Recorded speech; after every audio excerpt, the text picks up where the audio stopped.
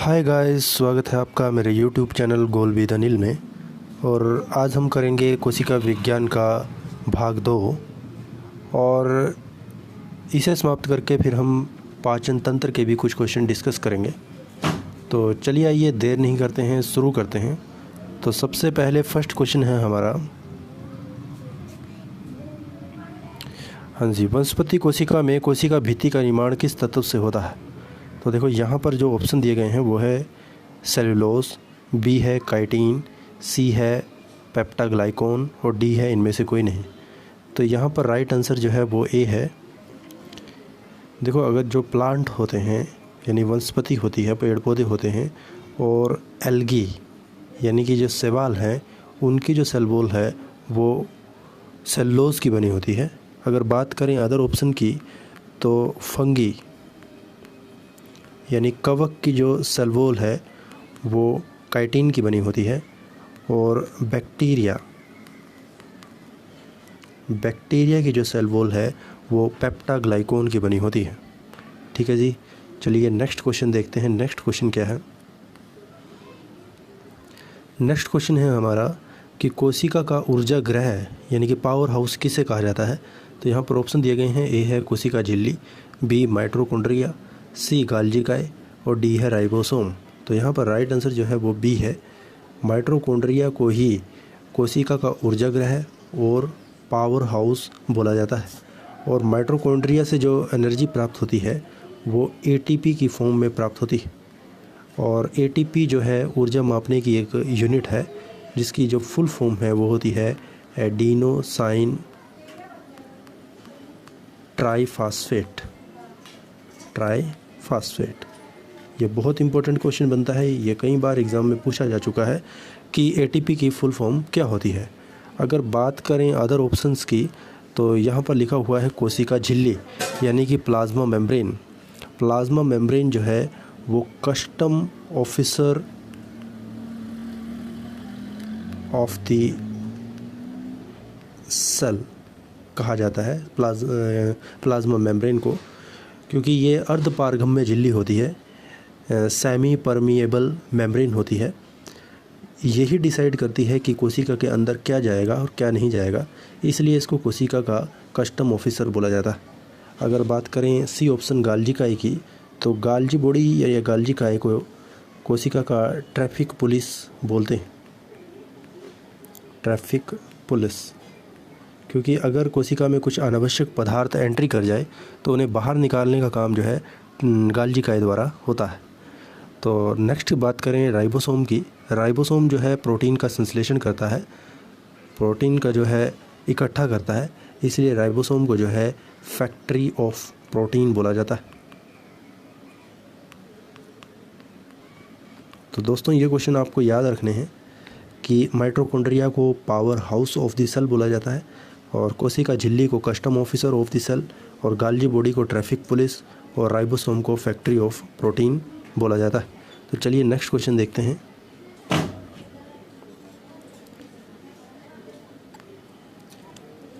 Next question है, histone protein किसके निर्माण में महत्वपूर्ण भूमिका निभाता है? तो यहाँ पर ऑप्शन दिए गए हैं, ए है डीएनए, बी है आरएनए और सी ऑप्शन है गुणसूत्र और डी है नन ऑफ दिस। तो यहाँ पर राइट आंसर जो है वो है सी गुणसूत्र। गुणसूत्र जो हैं उनका निर्माण हिस्टोन प्रोटीन से होता है। तो हाँ जी, देखते हैं गुणसूत्र क्या होते हैं। देखो, जो हमारी सेल होती है, सेल में जो न्यूक्लियस होता है, न्यूक्लियस के अंदर क्रोमेटिन नाम के धागे नुमा संरचना होती है, और जब सेल का विभाजन होता है तो ये क्रोमेटिन जो है क्रोमोसोम में बदल जाते हैं, और इन क्रोमोसोम को ही गुणसूत्र कहते हैं। और गुणसूत्रों के निर्माण में दो तत्व महत्वपूर्ण भूमिका निभाते हैं, एक तो डीएनए और सेकंड है हिस्टोन प्रोटीन। हिस्टोन प्रोटीन ही हमें यह बताता है कि कोई सेल प्रोकैरियोटिक बनेगी या यूकैरियोटिक। जिन सेल में हिस्टोन प्रोटीन मौजूद होता है वो यूकैरियोटिक सेल होती हैं, और जिनमें हिस्टोन प्रोटीन एब्सेंस होता है वो प्रोकैरियोटिक सेल होती हैं। और डीएनए को जो है बेसिक जेनेटिक मटेरियल भी बोलते हैं, ठीक, मटेरियल भी बोलते हैं। और डीएनए की जो स्मॉलेस्ट इकाई है, स्मॉलेस्ट यूनिट है, वो जीन होता है। तो इसीलिए जीन को जो है स्मॉलेस्ट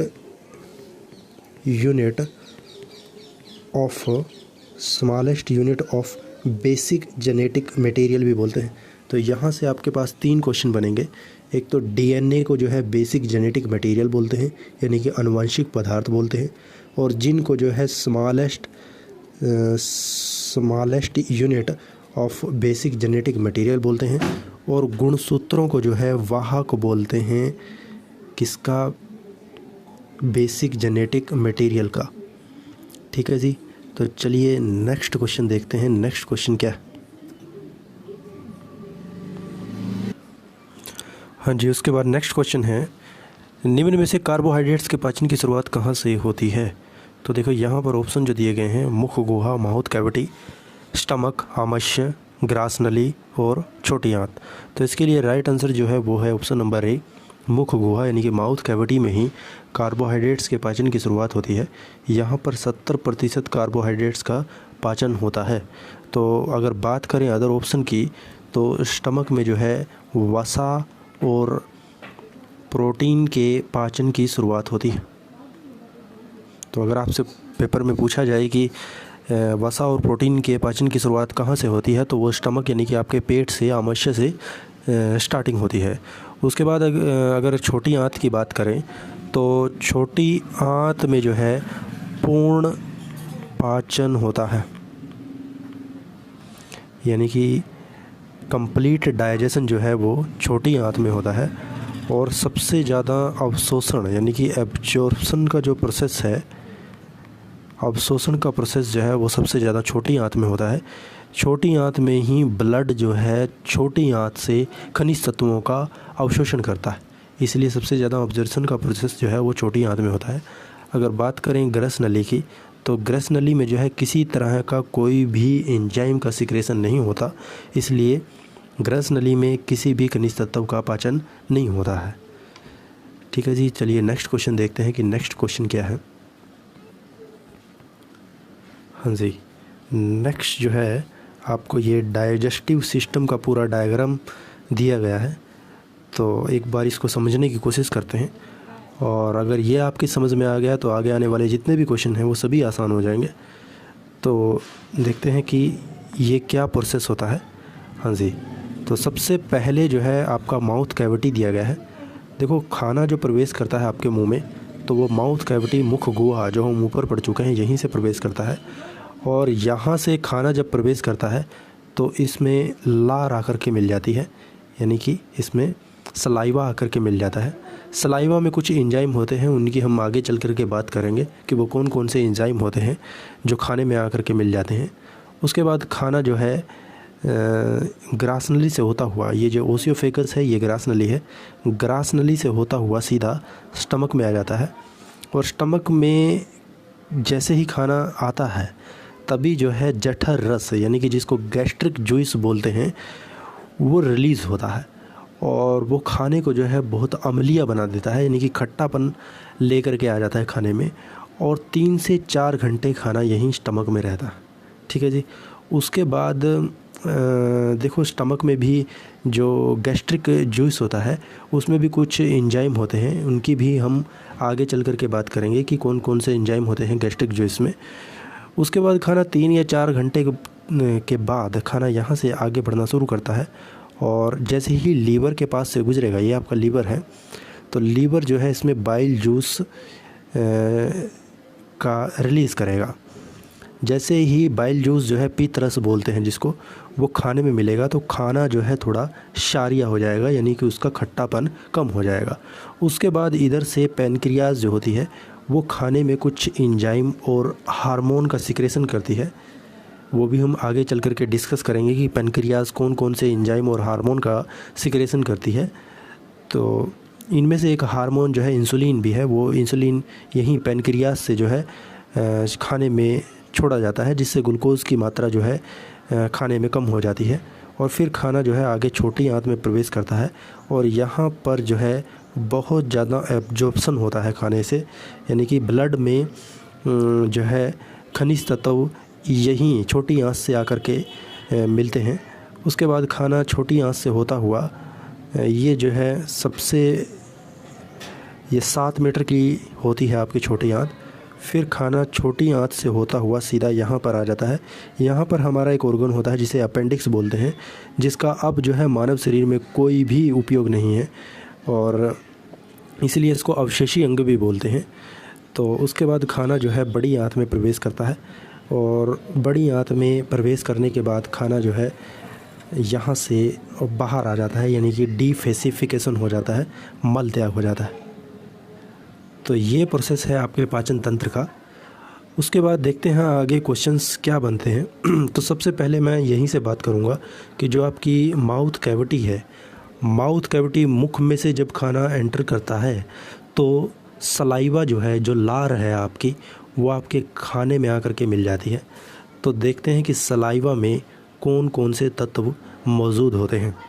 हाँ जी, देखते हैं नेक्स्ट सलाइवा। देखो सलाइवा ही है, तो सलाइवा में समझने की कोशिश करते हैं कि सलाइवा में क्या क्या होता है। तो देखो सलाइवा में जो है हर रोज़ जो है हम 1.5 लीटर सलाइवा, लार जो है हमारे मुंह में हर रोज़ बनती है, जिसमें से 90% तो हम निगल जाते हैं, यानी कि हमारे खाने के साथ 90% लार जो है हमारे अंदर चली जाती है और 10% जो है हम बाहर थूक देते हैं। हाँ जी, उसके बाद देखो सलाइवा में कौन कौन से तत्व मौजूद होते हैं। सलाइवा में जो है 99% तो इसमें पानी होता है